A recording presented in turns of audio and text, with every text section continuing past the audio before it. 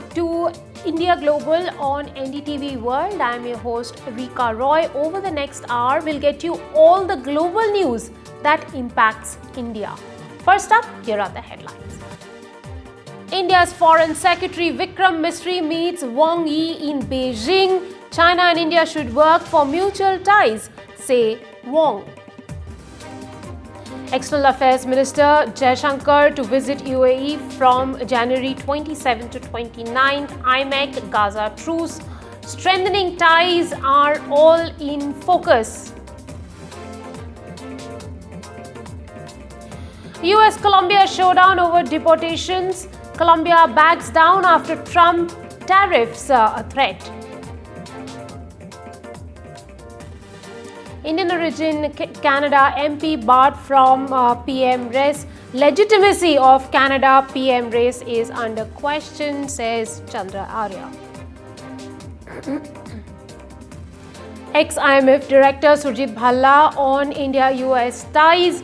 Under Trump, he says that Trump's return is good for Indian investment.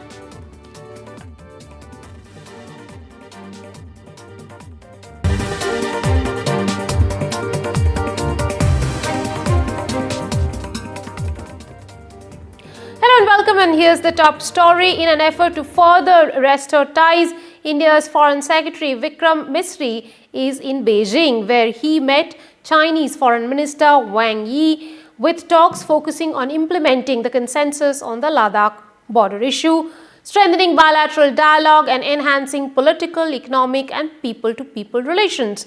While the Chinese Foreign Ministry highlighted the alignment of bilateral ties with the interests of two nations, Misri acknowledged the progress made under the Kazan consensus and underlined India's commitment to resolving the differences and promoting practical cooperation. Chinese Foreign Minister Wang Yi met Indian Foreign Secretary Vikram Misri in Beijing on Monday, an indication that China and India are restoring a mechanism to enhance dialogue and work on specific issues.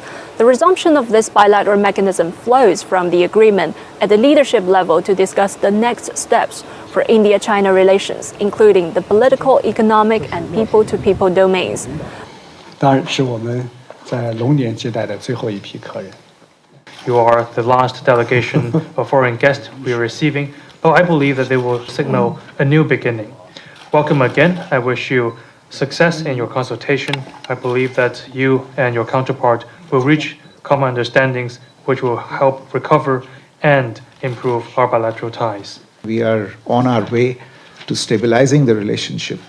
I cannot overemphasize the importance of communications between our two countries, and I would like to specifically record the contribution that you personally have made in maintaining these communications at various levels between our two leaderships. Wang Yi said that China and India should seize the opportunity to move towards each other and achieve mutual success, rather than be suspicious, alienate, and consume each other.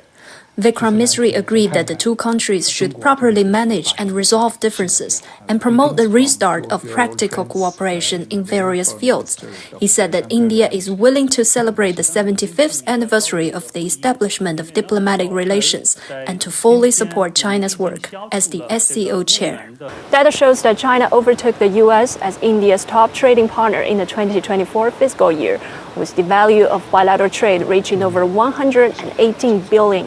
Liu Jiaxin from CGTN for NDTV in Beijing. Well, that was a report from CGTN. We are joined at this hour from Beijing by Einar Tanjin, who's the chairman of Asia Narratives. It's a channel based out of Beijing. And we are also joined by Professor Avinash Godbole. He is a China expert. Well, I'll start my discussion with Mr. Tanjin. Given that both sides are, increasing talks and working on restoring trust, what do you think is the next phase in this relationship? Thank you for having me. I think putting this in perspective, you have two of the largest countries in the world who are neighbors. They have an unresolved border area, and they also, China's growth has in many ways been spreading into areas that were traditionally areas of influence by India. So these neighbors have to come together if there's going to be an Asian century. And going next is trying to figure out exactly how each feels about the future. Economically, obviously, as you said in the report earlier, China has become the #1 trade partner for India, but it has to go both ways. And right now, India is looking for ways to increase its trade with China, and I think that has to be something that happens in the future, as well as settling this idea that they are rivals. There should be more cooperation. Mr. Godbole, Vikram Misri had been an ambassador to China. How easy would it be to have him do these negotiations? It will be difficult. Negotiating with Chinese is not easy, irrespective of where you have been. But the vocabulary of Chinese diplomacy, Mr. Misri would be perfectly familiar. I'm only curious about the timing of this event happening today, because this week is supposed to be a holiday week in China, given the New Year is around the corner. Everything else is shut. So this must be a very quickly planned meeting with some time horizon action there. But I understand it's not easy to negotiate with China at any stage. Now, if they had planned this well in advance, I think we are at the 12th week of the agreement on de-escalation. So they would have set certain guidelines on where we are supposed to have been. But to my knowledge, the de-induction of troops, as was expected, has not even begun as yet. So we have to see what signals and what statements we have from our government at the end of the day, or maybe by afternoon tomorrow, about what transpired exactly in Beijing. Mr. Tangent, would you like to remark on the timing of the event? Well, I think the elephant in the room is somebody named Donald Trump. Obviously, his moves to say he wants to take over the Panama Canal, Canada, and also Greenland, as well as, even today, his decision to play hardball with Colombia. I think this has had some repercussions. There's some feeling among China experts that India suspects that the U.S. Interfered in the president and the prime minister elections, and that they had some hand in Bangladesh. This has led to some bad feelings between Washington and New Delhi. The fact that India has opened its ports to Russian shadow tankers and is the #1 buyer of oil, and has been supplying Russia with things that the U.S. sees as sensitive. I'm not saying that India is walking away from the U.S. relations, but I think it's making it clear that India is an independent country and will make its own decisions about who it deals with. Washington, of course, was very anxious to have India act as a doorstop to China. I think it's better for those two countries to work together rather than be a divide and conquer part of some sort of colonial past plan.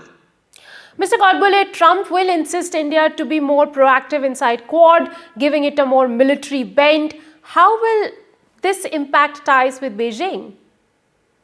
Well, our ties with Beijing are already at a low. And if you saw the press release from the government of India, it had focused on 3 specific issues: economic, political, and people-to-people exchanges. So trade balance is an issue, and trade and investment, that barriers that India had put after the crisis in 2020, that would have been discussed. Second is the issue of resumption of bilateral flights. We don't have bilateral flights between India and China since 2020. It stopped during COVID, but the restoration never happened because of the bilateral border crisis being at the center of the relations. And the third is people-to-people relations, including the status of students, the status of social interaction of exchanges between think tanks and academia and industries. Visa issuance has been at all-time low. So I believe that is also kind of is to be restored. And the fourth point would be media. Accreditation of Indian media and Chinese media had been revoked after the 2020 crisis again, and on the reporting of COVID by some of the Indian media, and I'm sure that issue also would have been discussed. So yes, Trump will be a huge shadow, but it will take a Herculean effort to restore India-China relations trust. This is also supposed to be the year of the 75th anniversary of establishing diplomatic relations, and we'll have to see Right. what outcome this highlights on this issue. Mr. Tangent, could China's largest dam project on the Brahmaputra threaten India's security and become another contentious point? Well, I'm glad you raised that. I mean, there are a couple of misconceptions. The amount of water that flows from China into that area, by the Indian government's estimate, was less than 7%. As we all know, that as warm air rises against cold mountains, it sheds all of its or most of its water. So, the water is really on the Indian side. India had planned in 2017 the Siang Upper Multi-Purpose Project Reservoir, which is a dam, India's largest water electricity project. China in 2021 responded with a dam on its side of the border. The real issue, though, is that they have to work together in terms of sharing information, because this has a huge impact on Bangladesh. They get 65% of their water from this waterway, and the silt that washes downstream is an important nutrient for all the farms that are in that delta region. Right. Thank you very much, Mr. Tangent and Mr. Godbole, for joining me on the broadcast this evening. With that, time for a very tiny break on the show. More on the other side. Stay tuned.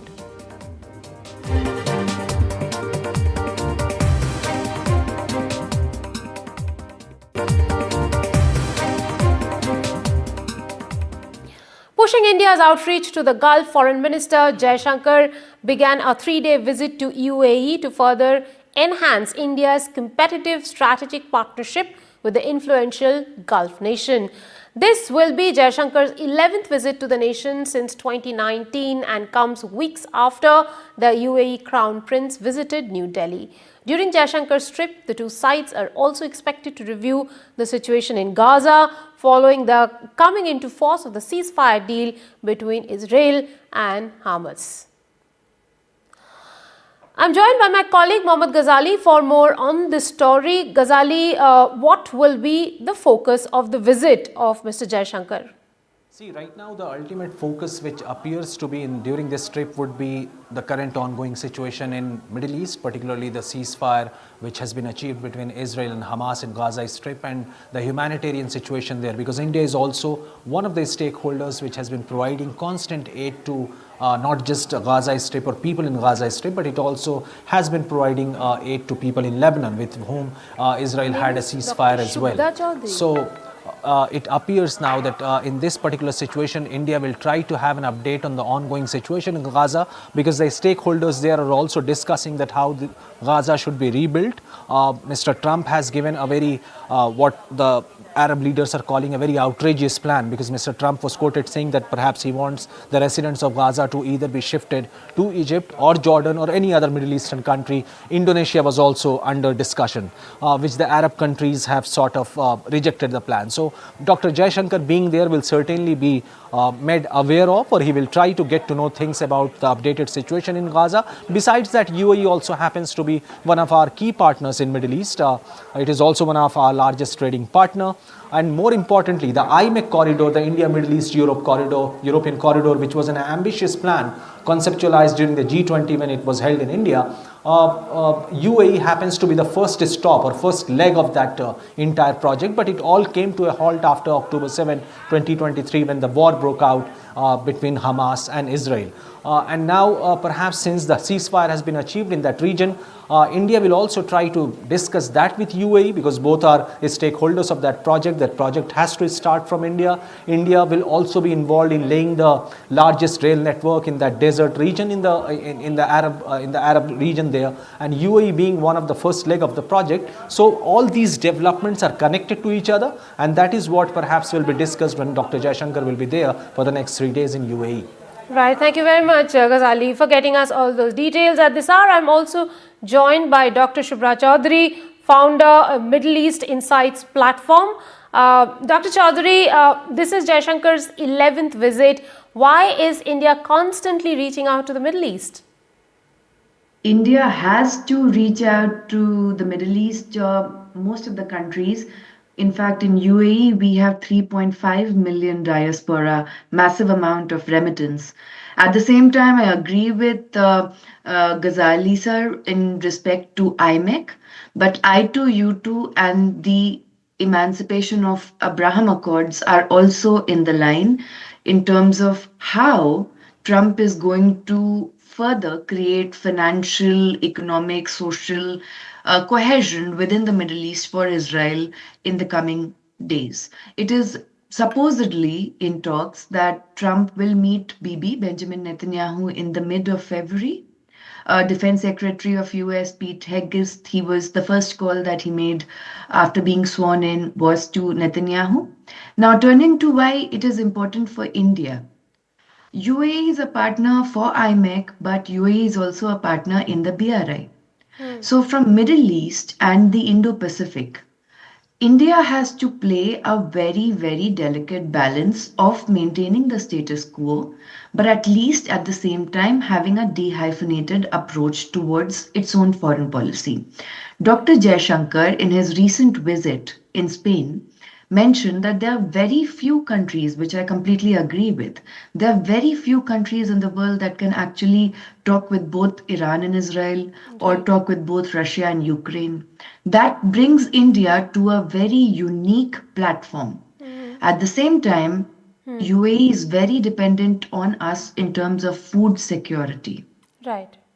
How will And yeah. yeah. How will the regional stability impact relationships, and what kind of role is India expected to play in the region? India, normally it feels as if, that India is an outsider geographically. But if you look at the amount of soldiers that we have lost in UN peacekeeping missions, especially two of them just last month, in total 179 we have lost Indian Army men in UN peacekeeping forces. So that is one primary impact that India can have. India gives massive humanitarian aid to Gaza. Right. India is also very strongly, there are 85,000 Indian Jews in Israel. We have investments in the Haifa port. So this makes India at a very, very peculiar place, which China doesn't have as of now. To have a certain kind of reconciliation. Also, it must be understood that when Prime Minister Modi visited UAE in 2015, it was after 34 years when an Indian Prime Minister actually visited UAE. 34 years.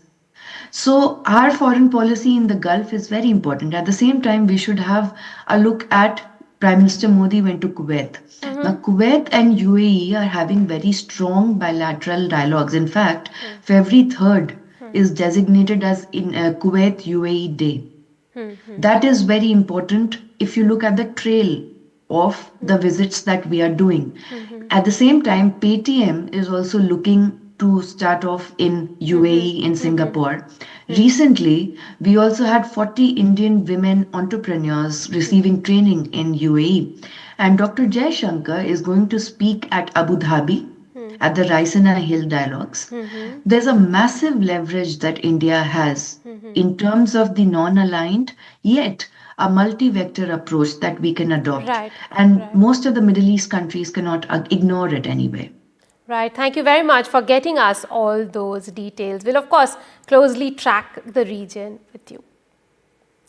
After a fiery showdown, the US and Colombia walked away from the brink of a trade war after the White House said the South American nation had agreed to accept military aircraft carrying deported migrants.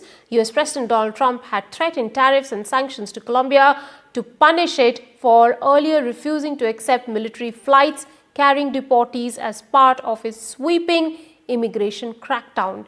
Take a look at this report to understand why Trump's opening move should worry Washington's allies and enemies alike.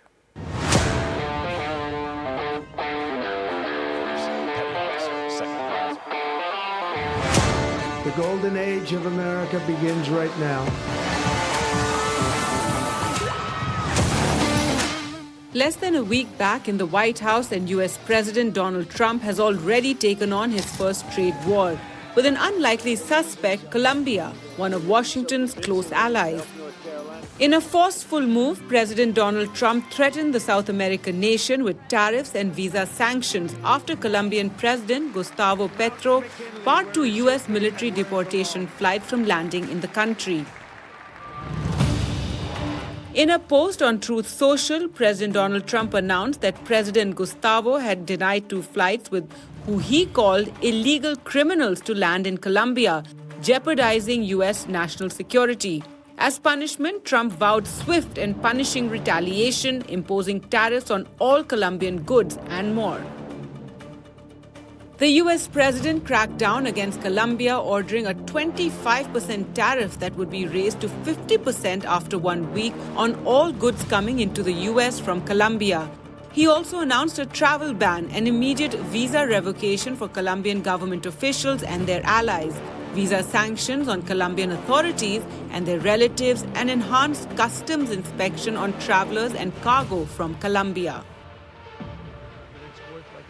Hitting back at Trump's aggressive measure, President Petro sought to hit back, saying US cannot treat Colombian migrants as criminals, and threatened to impose his own tariffs on US products. However, the fiery face-off was short-lived. By the end of a volatile Sunday, the Colombian leader had backed down, agreeing to accept the deported migrants. Comunicado oficial. El gobierno de Colombia informa que hemos superado el impasse con el gobierno de los Estados Unidos, recibiendo a los colombianos y a las colombianas que retornen en condición de deportados, garantizándoles las condiciones dignas como ciudadanos sujetos de derecho. While US and Colombia have now pulled back from the brink of a trade war, with the White House saying it will not go ahead with tariffs on Colombia, the move serves as a warning. If you don't cooperate with the US, the consequences will be severe.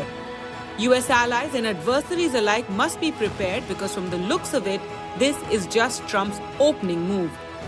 With Disha Bagchi, Gargi Rawat for NDTV World. Time for a very tiny break on the show. More on the other side. Stay tuned.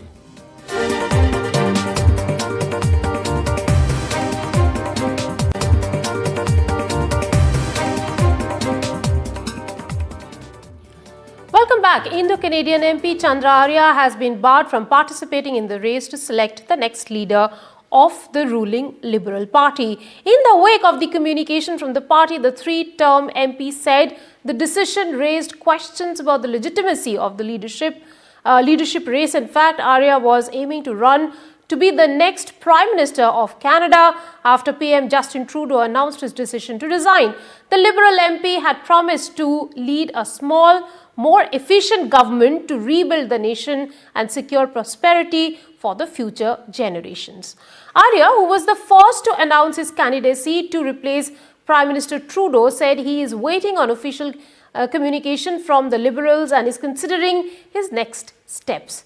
Former Finance Minister Chrystia Freeland and former Bank of Canada Governor Mark Carney are widely seen as the frontrunners. Meanwhile, former Indo-Canadian MP Ruby Dhalla has announced that she will participate in the leadership race of the ruling Liberal Party to succeed Prime Minister Justin Trudeau. Well, let me go over to my guests to discuss this at this hour. I will be joined on the show by Terry Milevsky, who is a retired senior correspondent with CBC. We'll also be joined by Tara Karta in a bit. But let me go over to Mr. Milevsky. Sir, you know, the fact that Chandra Arya has said that it casts aspersions on the legitimacy of the race. What do you have to say on that?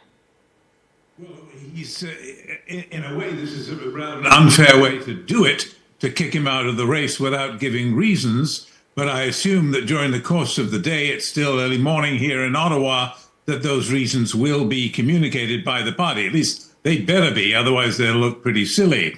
The problem, of course, as everyone has known from the start with Mr. Arya's campaign, and I speak as one of his constituents, he's my MP here in Ottawa, is that he doesn't speak French, not at all.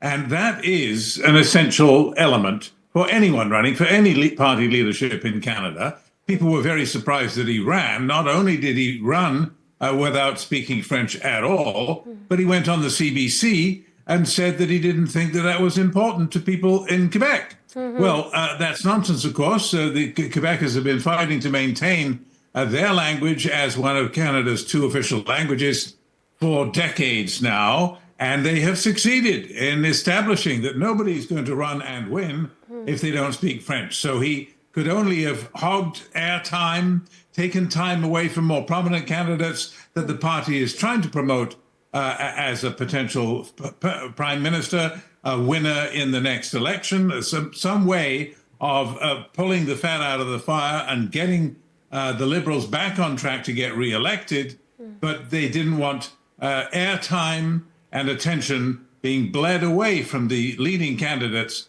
by somebody who didn't even speak French. I think it's as simple as that. Well, there are lots of reports that he's been pulled out due to public statements and past improper conduct.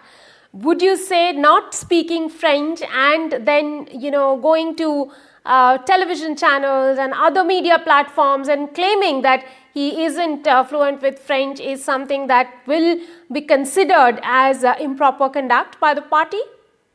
Well, yes, I think the party considers it to be disqualifying. I mean, you can't just write off, more than 70 parliamentary seats in Quebec, and this would be his candidacy if he were to win. The Liberal leadership would be regarded, I think, as a bit of a joke in Quebec, notwithstanding the fact that Mr. Arya is a serious person, and he has also rubbed some people up the wrong way because, as you know, all the Canadian political parties have been playing nice, shall we say, with Khalistani elements which are prominent in Canada, and Arya is an exception who has stood up foursquare against them. So he has made some friends among the Indo-Canadian community, but not with the Khalistani minority. And so I think that because he stirred up trouble on that score, he has clashed, for example, with another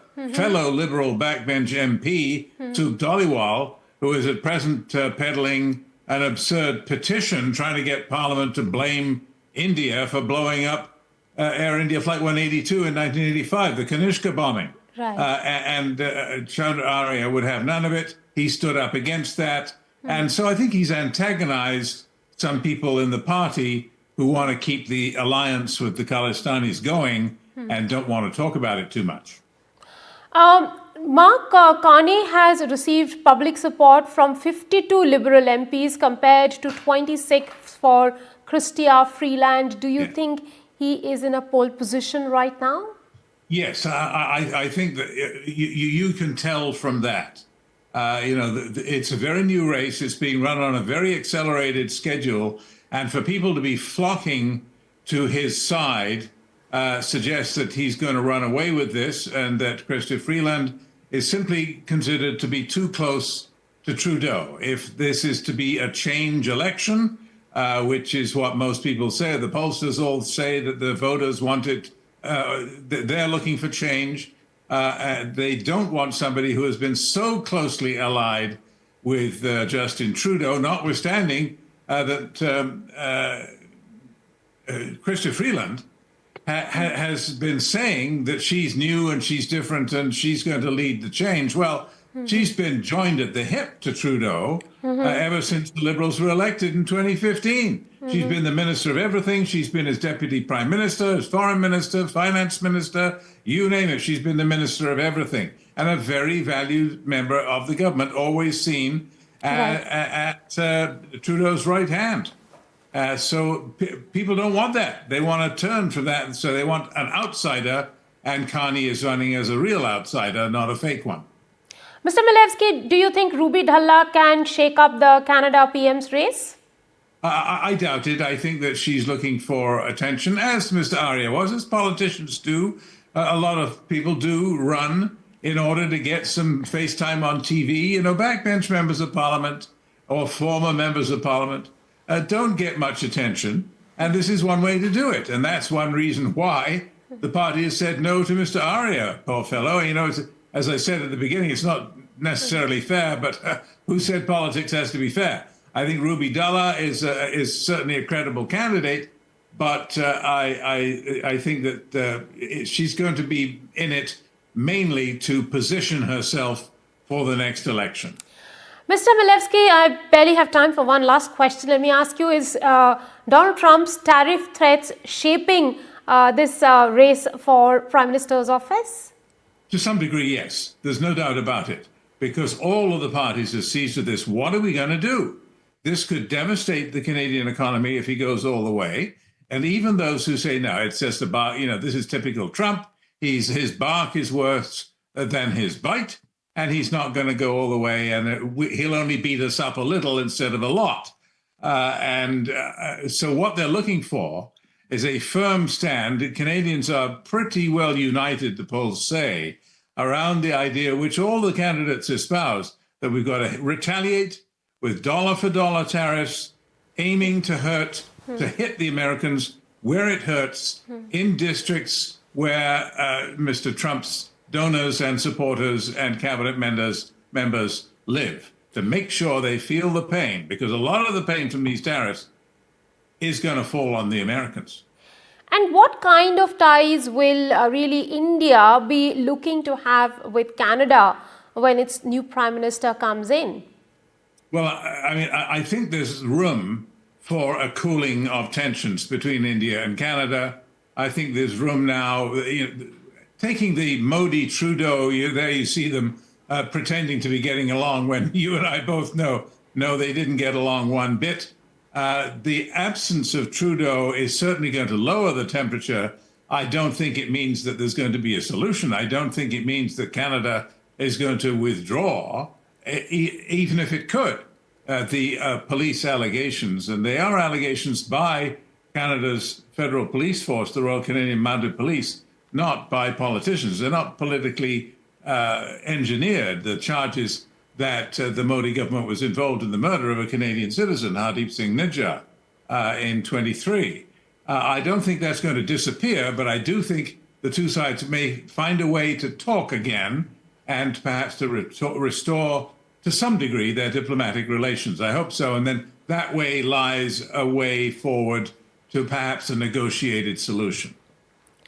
Also, given that Canada has a very large expat Indian community, what kind of favors would India, the government of India, be looking for or expecting from the new Canadian government for them? Well, the Indian side, let's face it, has been asking for decades now, for at least 40 years since I've been covering this story. They've been asking for Canada, and the US for that matter, and the UK, but mainly Canada, to take seriously India's national security concerns. They repeatedly put forward, the Indians that is, they repeatedly put forward, we want the return of these people, a long named list of what they allege are Palestinian terrorists, as India designates them as terrorists, and Canada routinely refuses on the grounds that the evidence is insufficient, and that what Canada calls a terrorist is somebody exercising their free speech and not doing any violence in the Canadian view. So they're going to have to reach an accommodation on that. Canada's going to have to give something in order to get in the door with the Indians, but I think the Indians also will look. They have so many thousands Indian students, for example, who want to study in Canada and are having trouble with visas and all of that kind of thing. Both sides will want to have a cooling of tensions and a rapprochement, even though it may be difficult to negotiate, it won't be impossible. Mr. Milevsky, there being a lot of confusion over the H-1B visa right now. Do you think that will also help Canada to attract a large number of Indians, a huge Indian traffic towards their country? It's a good question. It won't hurt, will it? It seems to me obvious that Indian students, shall we say, are voting with their feet. They want to take advantage of the comparatively lower education costs and the relatively good quality of the education that they can get, the qualifications that they can come away with in Canada. And both sides India wants those well-educated engineers and scientists to come back from, say, learning at one of the best tech schools, university in Waterloo in Ontario. They want those people to come back to India, and those that stay in Canada and work here, Canada's glad to have them. So it's a talent stream for both countries that should be made healthy again, instead of having obstacles and delays because of this diplomatic spat. That's why I think both sides, or one reason anyway, why both sides I think will want to sweep away these obstacles. It won't be fast and it won't be easy, but I think it has to happen. Jerry Milevsky, thank you very much for joining us on the broadcast this evening and sharing your views. Time for a very tiny break on the show. There's more on the other side. Don't go away.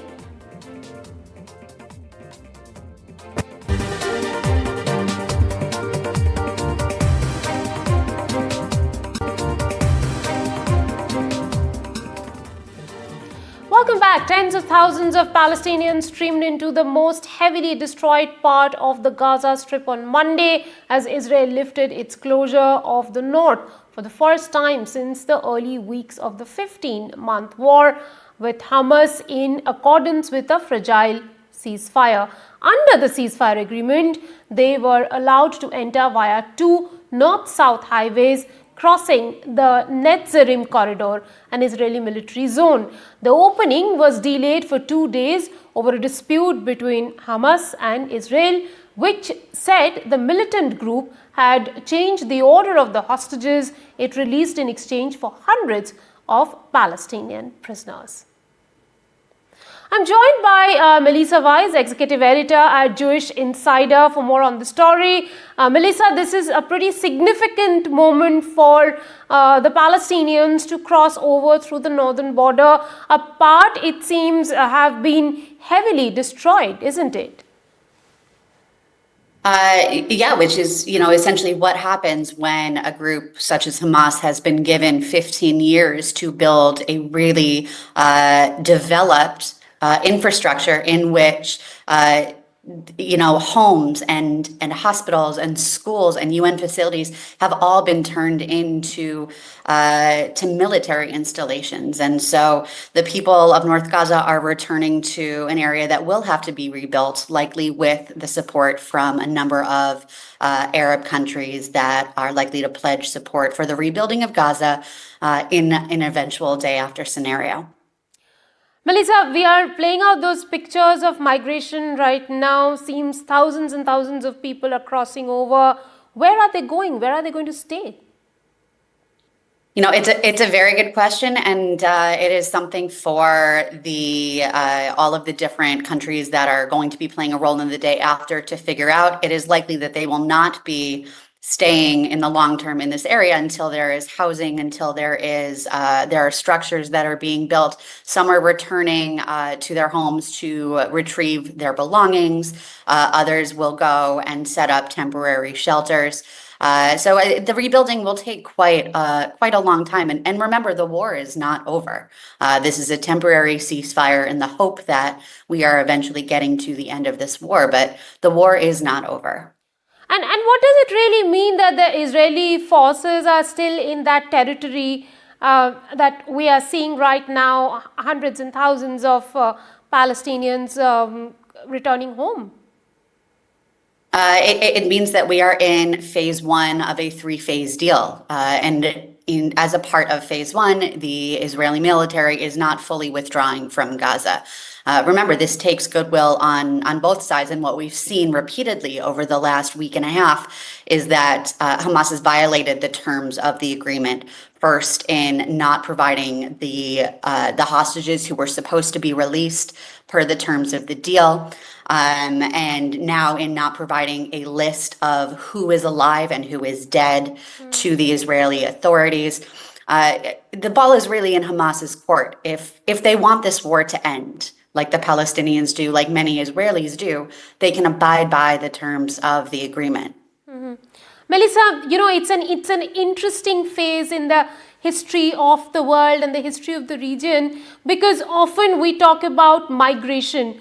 This, what we are seeing, is reverse migration, but they are going back to an area they are not sure of making a future in. Listen, I think Israelis and Palestinians alike would love nothing more than to see Gaza be as booming economically and socially as we are here, just miles away. There's no reason that the shores of the Gaza Strip cannot look like the shores of Israel, cannot look like Tel Aviv, cannot look like Herzliya, cannot look like major Israeli cities. There's enormous opportunity for this enclave that is on the coast of the Mediterranean Sea. There is so much opportunity here. The question really comes down to, what future do the Palestinians want for themselves?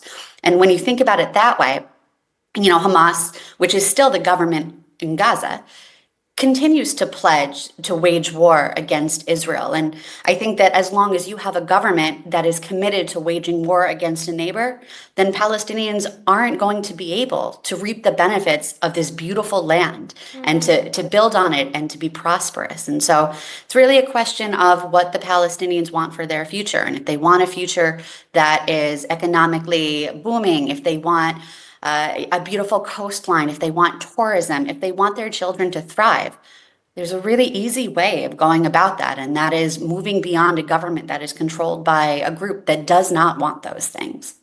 Melissa Weiss, thank you very much for getting us those wise words on the television. And what we are showing our viewers at this are those pictures of Palestinians going back home in a day and age when we constantly talk about migration. Migration is one of the headlines of a regular news bulletin. These are the pictures of reverse migration. Speaking at the Indian High Commission in Dhaka, Indian envoy to Bangladesh, Pranay Verma, said both nations are important stakeholders in peace and development of Bay of Bengal, saying that India's partnership with Bangladesh must benefit people on both sides. The envoy's comments come as Dhaka continues to pressure India to extradite former PM Sheikh Hasina to face trial in Bangladesh, and is now also probing Hasina's daughter Saima Wazid, pushing for her removal from WHO. Listen into what Pranay Verma had to say. Bangladesh has been an important partner for us, joined by shared history and geography, linked by common language, culture and traditions, and connected emotionally by the shared sacrifices of the liberation war. As a neighbor to whom we take a long-term view of our relations, our ties with Bangladesh derive strength from our belief that our peace, security, progress and prosperity are interlinked. With US President Donald Trump back in the White House, India is focused on Washington's next moves.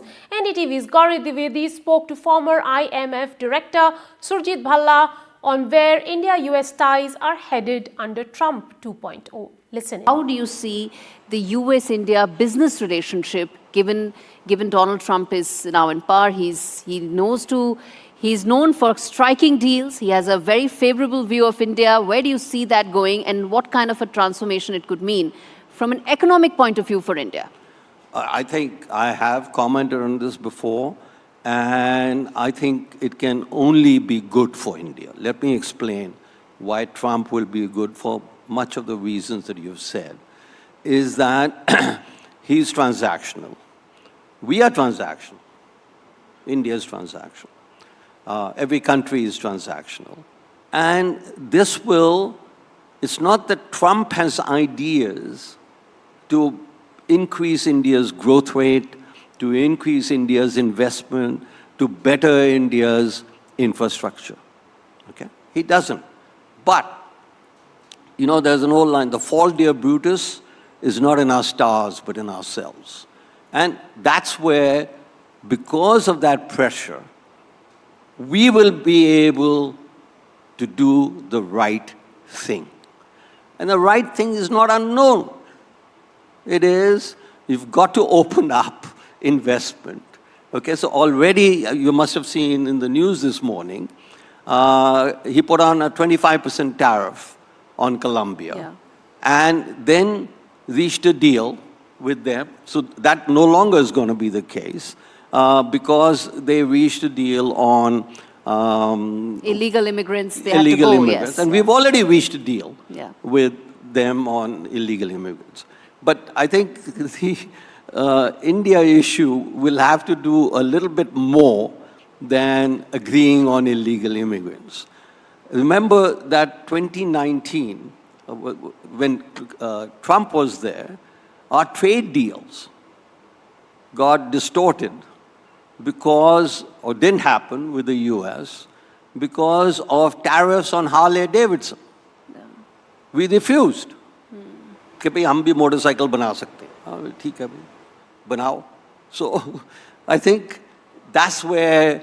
Do you think this time around a free trade agreement will be signed? I think, look, I hate to think, I can't, so that's why I'm very optimistic for what will happen on February 1st. That it will be a budget with a difference, not business as usual. What would be your wish list for the budget this time? Because you feel it's really going to be a transformative one. First, change our FDI policy. I'm not giving it in any order, but since we just finished talking about that. Second, cut personal income tax rates. Third, there was a story, as we were discussing, in a major international bank has said that India needs to cut corporate taxes. So, now think about it. Who will the cut in corporate taxes benefit? Not you, not me, not anybody in the audience, but corporates. They are the last people who need a tax cut. We, the people, need a tax cut. So, I don't know, this is the operation of the Babu Industrial Complex already at work. That they're saying, honestly, I've not heard anybody except this morning talk about a corporate tax cut. We had that in 2019. It was hugely successful. And now we need a cut in personal income taxes. So FDI and a cut in personal income taxes would be my two major recommendations. Well, with that, a wrap on this bulletin. Thank you for watching.